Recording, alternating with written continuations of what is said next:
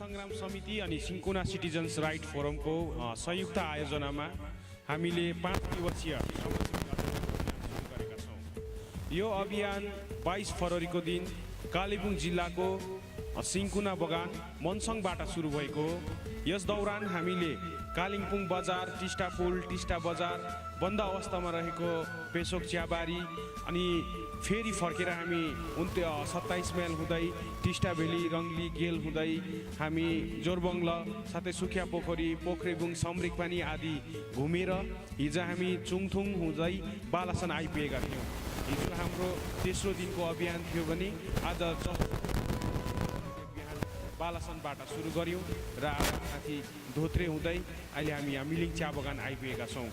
विशेष गरी यो अभियान किन निकाल्नु पर्यो भन्दाखेरि अहिले देशको यो जुन वर्तमान व्यवस्था छ, जुन वर्तमान सरकार छ, त्यो सरकारले प्लान्टेसन लेबर एक्ट, इन्डस्ट्रियल एक्टहरूमा व्यापक फेरबदल गरिरहेको छ।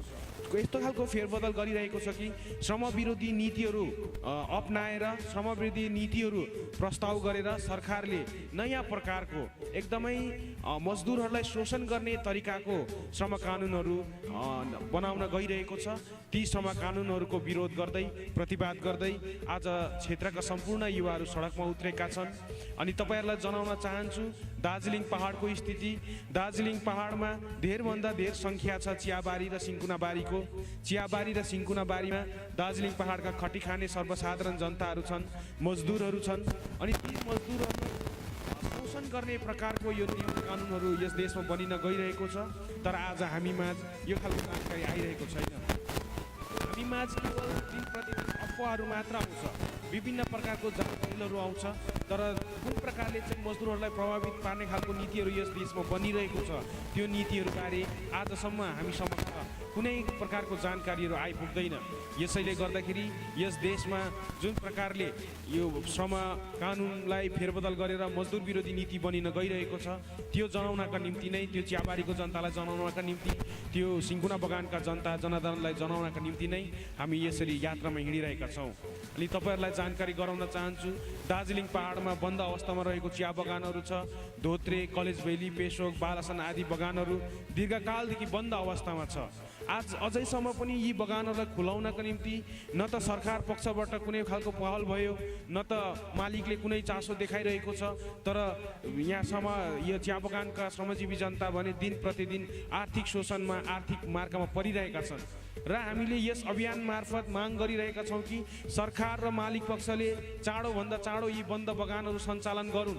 यदि सरकार र मालिक यो बगान चलाउन सक्दैनन् भने यसै बगानका मजदुरहरूलाई नै बगान सञ्चालनको अधिकार सरकार र मालिकले दिनुपर्छ भन्ने पनि हाम्रो माग हो। वर्कर्स कोअपरेटिभ सोसाइटी गठन गरेर यसै चिया बगानका जनताले, यसै चिया बगानका मजदुरहरूले कोअपरेटिभ सोसाइटी मार्फत पनि असल तरिकाले एकदमै दक्षता साथ चिया बगान सञ्चालन गर्न सक्छन्। किनभने पत्ती टिप्नेदेखि लिएर बगान स्याहार्नुदेखि लिएर फ्याक्ट्री चलाउने समेतमा मजदुरहरूको योगदान छ। मजदुरहरू बाहेक कुनै पनि उद्योग चल्न सक्दैन भन्ने त वैज्ञानिक यथार्थ तपाईँहरूलाई थाहा छँदैछ। केवल शोषण गर्न माथिबाट आएर नाफा खान्छन्। यसैले गर्दाखेरि हामी बगान सञ्चालनको माग, बन्द बगानको सञ्चालनको अधिकार मजदुरहरूलाई दिनुपर्छ भन्ने माग पनि गरिरहेका छौँ। र तपाईँ हामीलाई थाहा छ दार्जिलिङ पहाडमा धेरभन्दा धेर सङ्ख्या मजदुरहरूको छ। ती मजदुरहरूले दीर्घकालदेखि न्यूनतम ज्यालाको माग गरिरहेका छन्, तर आजसम्म पनि त्यो न्यूनतम ज्यालाको माग पुरा भएको छैन। मजदुरहरूले न्यूनतम ज्यालाको मागमा सङ्घर्ष गर्दा, सडकमा नारा जुलुस गर्दा, सरकार प्रशासनले मजदुरहरूको नारा जुलुसमा प्रतिबन्ध लाउने, मजदुर नेताहरूलाई पक्राउ गर्ने, मजदुरको आन्दोलनमा गोली चलाउने जस्ता अमानवीय, अनैतिक कार्यहरू सरकारले गरिरहेको छ। यो कार्यहरू पनि बन्द गर्नुपर्छ र चाँडोभन्दा चाँडो यस क्षेत्रका सम्पूर्ण उत्तर बङ्गाल अनि आसामका चिया श्रमिकहरूलाई वैधानिक न्यूनतम ज्याला दिनुपर्छ भन्ने पनि हाम्रो माग हो। किनभने 176 रुपियाँमा कुनै पनि मानिसको जीवन धान्ने साधन आउन सक्दैन।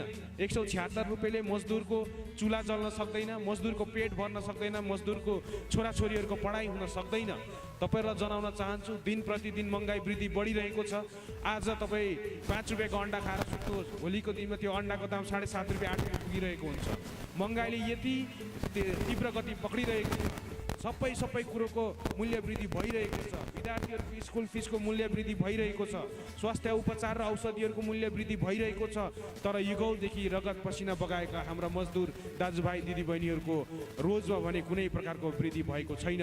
यसैले गर्दाखेरि मिनिमम वेज चाँडोभन्दा चाँडो हुनुपर्छ भन्ने माग लिएर नै हामी यसरी श्रमजीवी अधिकार अभियान गर्दै दार्जिलिङ पहाडको विभिन्न चिया बगान र सिन्कोना बगानहरू घुमिरहेका छौँ। साथै तपाईँ हामीलाई थाहा छ, अङ्ग्रेजले भारत छोडेर गएपछि दार्जिलिङ लगायत सम्पूर्ण भारत अङ्ग्रेजको शोषणदेखि त मुक्त भए।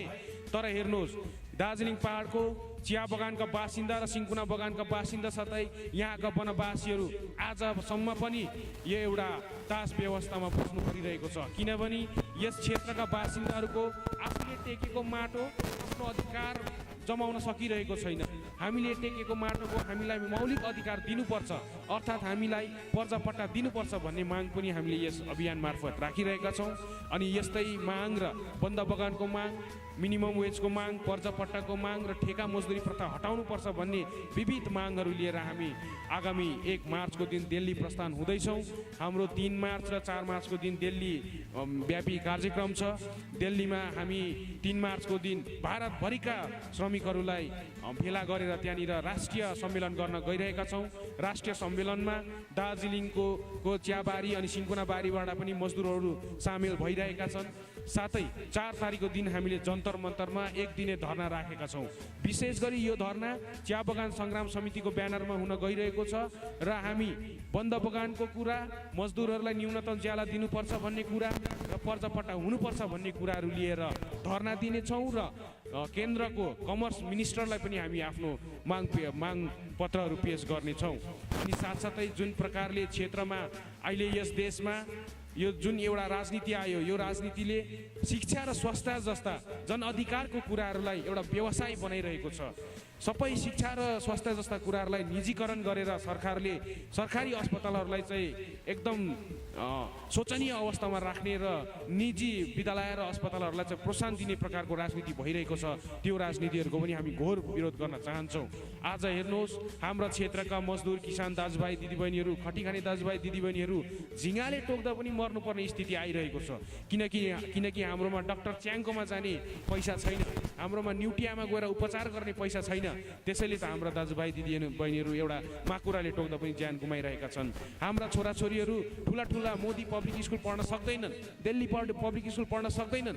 176 रुपियाँ ज्याला पाउँछन् त कसरी हाम्रा नानीहरू ती ठुला निजी स्कुलहरू पढ्न सक्छन् त?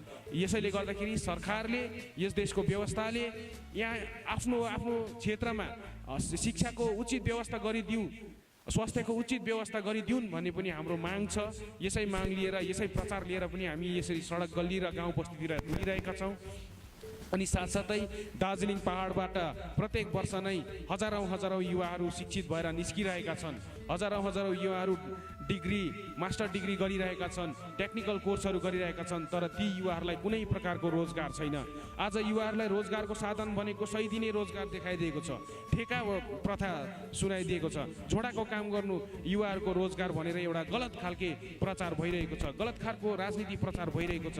यो खालको प्रचारको पनि हामी विरोध गर्दै शिक्षित युवाहरूलाई सही प्रकारको रोजगार दिनुपर्छ यस देशले, यस देशको व्यवस्थाले भन्ने पनि हाम्रो माग छ। यी सर्वहाराको माग लिएर, यी सम्पूर्ण जनताको, आम खटिखाने जनताको आवाजहरू लिएर यसरी आज हामी सडकमा निस्किरहेका छौँ। हाम्रो यो सडक अभियान, श्रमजीवी अधिकार अभियान आगामी 26 फरवरीको दिन सुकुनामा समापन हुनेछ। त्यसको 2 दिन विश्राम गरेपछि हामी 1 तारिकको दिन दिल्ली प्रस्थान हुँदैछौँ।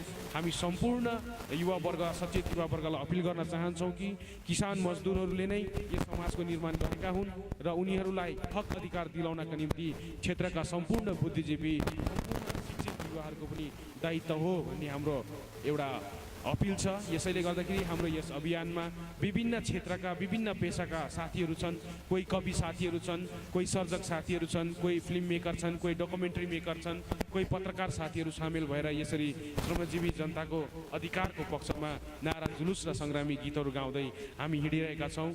र जबसम्म यस देशको व्यवस्थाले एउटा मानवीय समाज निर्माण गर्न सक्दैन, जबसम्म यस देशमा एउटा वर्गहीन समाजको निर्माण हुँदैन, तबसम्म नै हाम्रो यो अभियान जारी रहनेछ भन्ने पनि हामी तपाईँहरूलाई भन्न चाहन्छु।